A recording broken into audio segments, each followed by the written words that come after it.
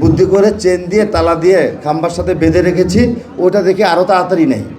আমি দায়িত্ব নিয়েছি 4 মাস হওয়ার পরে কিছু কিছু জায়গায় আমার সেই সামর্থ্য নাই প্রতিটি ঘরে ঘরে আমার এখন বিন দেওয়ার, ডাস্টবিন দেওয়ার সেই সক্ষমতা আমি এখনও ঢাকা উত্তর সিটি কর্পোরেশন আমরা সেই সক্ষমতা অর্জন করতে পারিনি।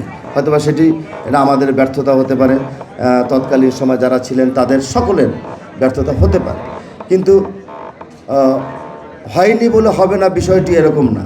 তো আমি পাইলট বেসিসে কিছু কিছু জায়গায় আমি কিছু বিন দিয়েছিলাম, হলুদ রঙের এবং সবুজ রঙের, বিভিন্ন মেন রাস্তার মোড়ে, পার্কের সামনে, মসজিদ, মাদ্রাসা, শিক্ষা প্রতিষ্ঠান এবং মার্কেট যেখানে জনসমাগম বেশি সেখানে দিয়েছিলাম।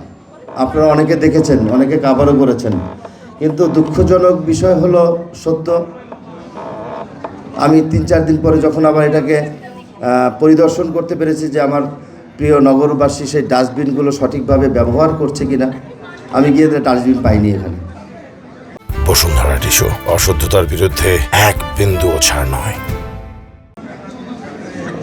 আমি সেখানে গিয়ে কোনো ডাস্টবিনের অস্তিত্ব পাইনি।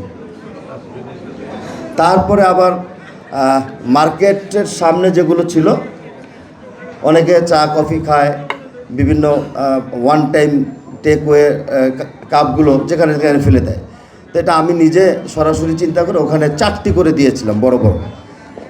4 দিন বা 5 দিন ছিল। আমি যখন আবার চিন্তা করলাম মার্কেটের সামনে একটু ঘুরে আসি, গিয়ে দেখি নাই। তারপরে আবার কি করলাম, 3টা জায়গায়, সব জায়গায় না, 3 জায়গায় দিয়ে শিকল আছে না, চেন, বুদ্ধি করে চেন দিয়ে তালা দিয়ে খাম্বার সাথে বেঁধে রেখেছি, ওটা দেখে আরও তাড়াতাড়ি নেই। তো এখন আমাদের করণীয়টা কি?